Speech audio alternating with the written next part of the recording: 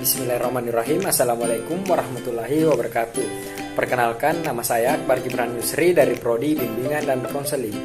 Pada video kali ini saya akan membahas mengenai perkembangan bahasa. Sesuai dengan fungsinya, bahasa merupakan alat komunikasi yang digunakan oleh seseorang dalam pergaulannya atau berhubungan dengan orang lain. Bahasa merupakan alat pergaulan. Penggunaan bahasa menjadi efektif sejak seorang individu berkomunikasi dengan orang lain. Pada perkembangan bahasanya dimulai dengan meniru suara atau bunyi tanpa arti dan diikuti dengan ucapan satu suku kata, dua suku kata, menyusun kalimat sederhana, dan seterusnya. Dengan menggunakan bahasa inilah anak berhubungan sosial dengan tingkat perilaku sosialnya. Perkembangan bahasa terkait dengan perkembangan kognitif, yang berarti faktor inteligensi sangat berpengaruh terhadap perkembangan kemampuan berbahasa. Tingkat intelektual anak belum berkembang dan masih sangat sederhana. Selanjutnya ada fase-fase perkembangan bahasa anak. M. Serlekens membagi fase-fase perkembangan bahasa anak dalam 4 periode. Adapun periode-periode tersebut adalah sebagai berikut. Yang pertama, periode prelingual atau usia 0 sampai 1 tahun.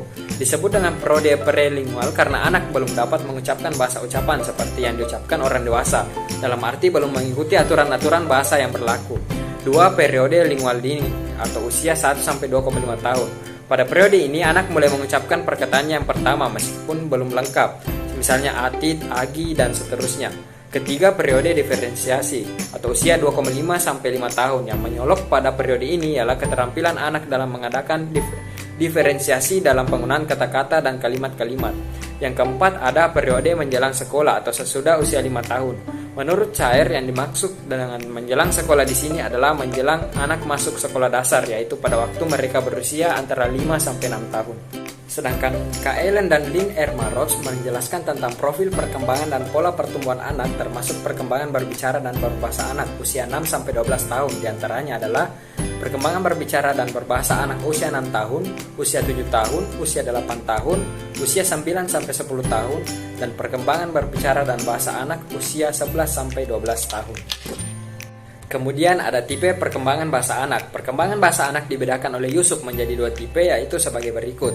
Yang pertama, egocentric speech, yaitu anak berbicara kepada dirinya sendiri atau monolog. Fungsinya yaitu untuk mengembangkan kemampuan berpikir anak yang pada umumnya dilakukan oleh anak berusia 2-3 tahun. Yang kedua, ada socialized speech, terjadi ketika berlangsung kontak antara anak dengan temannya atau lingkungannya. Dalam tipe ini, perkembangan bahasa anak dibagi menjadi 5 bentuk, yaitu adapted information, kritis, comment, request, dan treat, question atau pertanyaan, dan answer atau jawaban. Faktor-faktor yang mempengaruhi perkembangan bahasa anak. Menurut Yusuf, ada beberapa faktor yang berpengaruh dalam perkembangan bahasa anak, yaitu yang pertama, faktor kesehatan. Apabila pada 2 tahun pertama kesehatan seorang anak sering terganggu, maka perkembangan bahasanya akan terhambat. Yang kedua, inteligensi.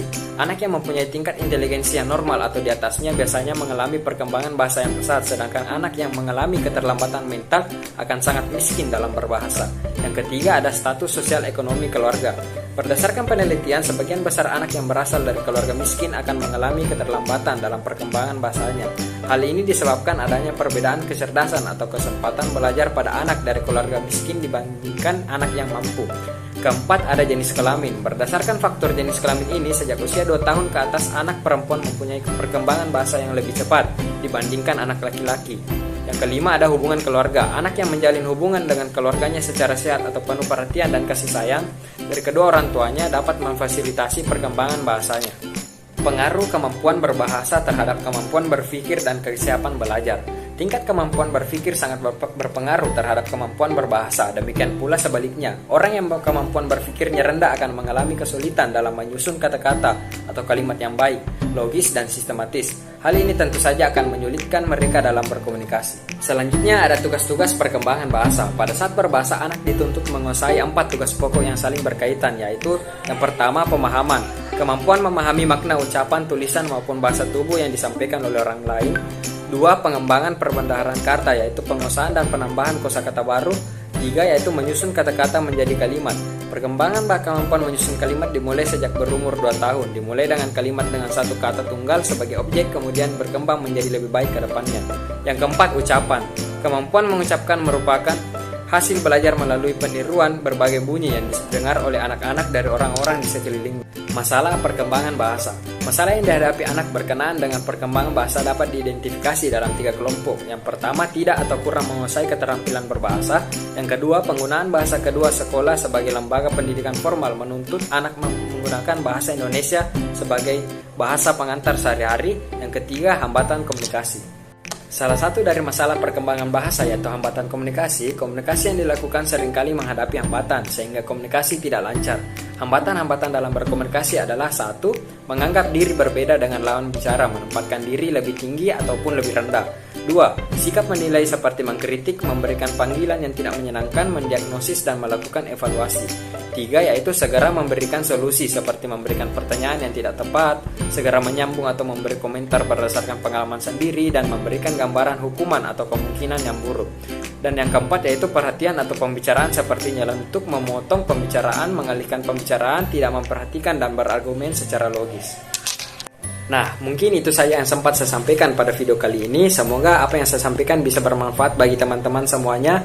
Saya undur diri, wabillahi taufiq wal hidayah. Wassalamualaikum warahmatullahi wabarakatuh.